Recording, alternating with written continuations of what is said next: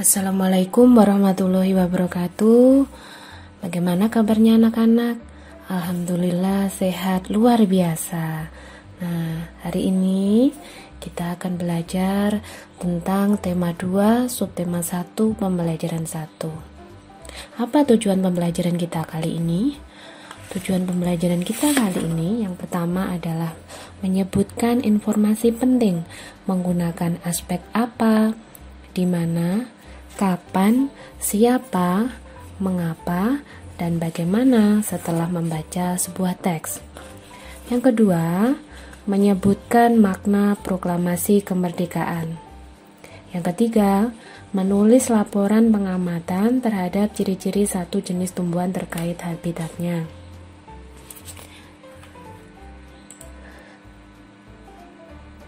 Proklamasi kemerdekaan menjadi tonggak sejarah bagi perjuangan bangsa Indonesia. Meskipun terdiri atas suku yang berbeda, rakyat Indonesia bersatu dalam memproklamirkan kemerdekaan negara Indonesia. Setiap tanggal 17 Agustus, rakyat Indonesia selalu mendengar petugas upacara membacakan teks proklamasi. Sebagian rakyat juga bisa mendengarnya dari radio atau dari tempat lain. Teks proklamasi yang dibacakan memiliki sejarah bagi bangsa Indonesia. Teks tersebut adalah teks proklamasi kemerdekaan negara Indonesia. Amati tulisan berikut. Apa yang kamu ketahui tentang teks tersebut? Ada yang tahu teks tersebut namanya apa? Iya, teks tersebut namanya adalah proklamasi. Nah, untuk lebih jelasnya, kita baca bersama-sama teks yang berjudul Proklamasi Kemerdekaan Indonesia. Proklamasi Kemerdekaan Indonesia. Proklamasi Kemerdekaan Indonesia yang dilakukan tanggal 17 Agustus 1945 menjadi peristiwa penting bagi bangsa Indonesia. Peristiwa tersebut menjadi tonggak sejarah di mana bangsa Indonesia berhak atas kemerdekaan dan wajib mempertahankannya. Diawali dengan dijatuhkannya bom atom oleh tentara Amerika Serikat pada tanggal 6 Agustus 1945 di kota Hiroshima dan pada tanggal 9 Agustus 1945 di kota Nagasaki, Jepang akhirnya menyerah kepada tentara sekutu. Peristiwa ini dijadikan kesempatan oleh bangsa Indonesia untuk segera membebaskan diri dari penjajahan bangsa Jepang. Teks proklamasi ditulis di rumah Laksamana Tadashi Maeda, Jalan Imam Bonjol nomor 1. Para penyusun teks proklamasi adalah Ir Soekarno, Drs Muhammad Hatta, dan Mr. Ahmad Subarjo. Konsep teks proklamasi ditulis oleh Ir Soekarno. Saat itu hadir pula PM Diah, Sayuti Melik, Soekarni, dan Sudiro. Soekarni mengusulkan agar yang menandatangani teks proklamasi itu adalah Ir Soekarno dan Dr. Andes Muhammad Hatta atas nama bangsa Indonesia. Teks proklamasi diketik oleh Sayuti Melik. Pagi harinya, 17 Agustus 1945, di kediaman Soekarno, Jalan Pegangsaan Timur nomor 56, telah hadir antara lain Suwiryo, Wilopo, Gafar Pringgodikto, Tabrani, dan Trimurti. Acara dimulai pada pukul 10 dengan pembacaan proklamasi oleh Soekarno dan disambung pidato singkat tanpa teks. Kemudian, bendera merah putih yang telah dijahit oleh Ibu Fatmawati dikibarkan. Nah, kalian sudah membaca tentang teks yang berjudul Proklamasi Kemerdekaan Indonesia. Ayo kita mengisi peta pikiran yang ada pada diagram berikut. Di sini ada beberapa kata tanya, ada 6 kata tanya, yakni apa, mengapa, siapa, bagaimana, kapan, dan di mana.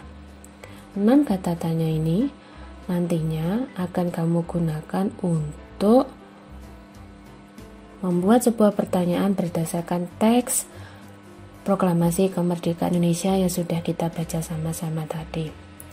Apa masih ingat apa digunakan untuk menanyakan hal apa? Apa digunakan untuk menanyakan benda atau orang? Mengapa? Mengapa digunakan untuk sebuah sebab atau alasan? Siapa? Siapa? Ada yang tahu siapa untuk menanyakan apa? Nah, siapa untuk menanyakan nama seseorang? Bagaimana? Bagaimana digunakan untuk menanyakan cara? Kapan? Kapan digunakan untuk menanyakan waktu? Di mana? Di mana digunakan untuk menanyakan apa, anak-anak? Iya, untuk menanyakan tempat. Nah, hari ini kita akan memberikan contoh. Saya akan berikan contoh satu saja, yaitu kapan. Kapan proklamasi kemerdekaan dilakukan?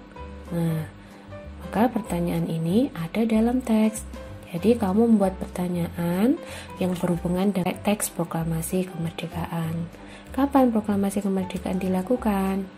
Nah, kita kembali ke teksnya. Pertanyaannya, kapan proklamasi kemerdekaan dilakukan? Nah, di sini ada proklamasi kemerdekaan dilakukan tanggal 17 Agustus 1945. Jadi, sudah benar. Kapan digunakan untuk menyatakan waktu? Kapan proklamasi kemerdekaan dilakukan? Jadi pertanyaan itu sudah ada di teks, dilakukan tanggal 17 Agustus 1945.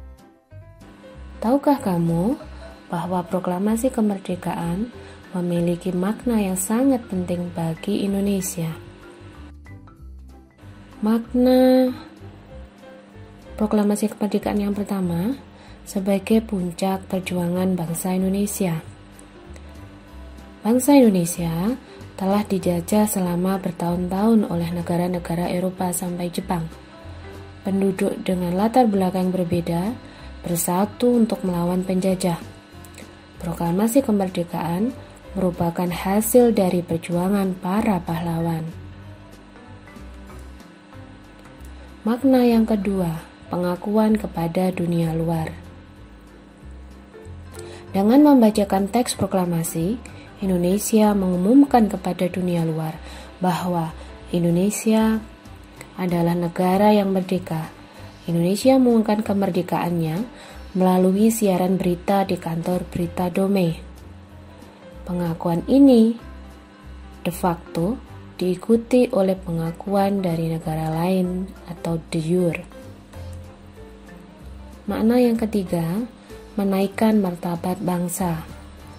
Pembacaan teks proklamasi memberikan pesan kepada negara lain bahwa Indonesia adalah negara yang bebas dari penjajahan, negara yang memiliki martabat, dan negara yang mandiri. Makna yang keempat, perjuangan sebagai negara baru Indonesia. Negara baru. Indonesia adalah negara yang dibangun oleh rakyat dan untuk rakyat. Negara Indonesia adalah negara mandiri yang tidak tergantung kepada orang lain. Makna yang kelima, tonggak sejarah negara Indonesia. Pembacaan teks proklamasi merupakan awal dari masa kemerdekaan Indonesia yang terbebas dari belenggu penjajah. Materi berikutnya ada bacaan tentang bunga teratai. Sudah tahu? Kamu bunga teratai? Nah, tanaman ini tumbuh di air. Agar dapat menyelesaikan diri, tanaman ini memiliki akar di bawah air. Tangkai daunnya tumbuh menjalar sehingga daun teratai dapat mengapung di air. Daun teratai bundar dan lebar. Fungsinya adalah agar daun dapat menyerap cahaya matahari sebanyak-banyaknya. Hal ini akan berdampak saat penguapan air dan berfotosintesis. Daun teratai memiliki larutan yang bermanfaat sebagai pembersih daun. Teratai memiliki batang dengan rongga di dalamnya. Rongga ini berfungsi untuk membawa oksigen ke batang dan akar. Meskipun akar berada di dalam air, akar masih tetap dapat bernapas. Nah, kalian sudah mengetahui tentang ciri dan cara adaptasi tumbuhan teratai. Berikut ini akan saya sampaikan beberapa cara adaptasi tumbuhan. Yang pertama, kaktus. Kaktus mempunyai cara adaptasi dengan durinya. Duri-duri yang ada pada tubuhnya ini akan melindungi dirinya dari serangan musuh. Tanaman yang kedua, tanaman yang sangat indah dan baunya wangi, bunganya memiliki cara adaptasi tersendiri. Dia juga memiliki yang namanya duri pada batangnya.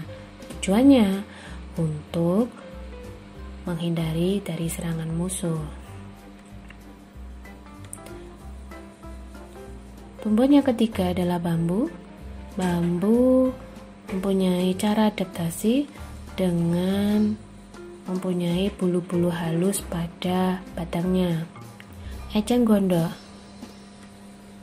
Eceng gondok mempunyai gelembung atau batang yang menggembung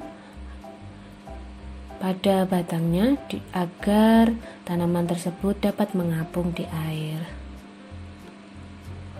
Daun pisang.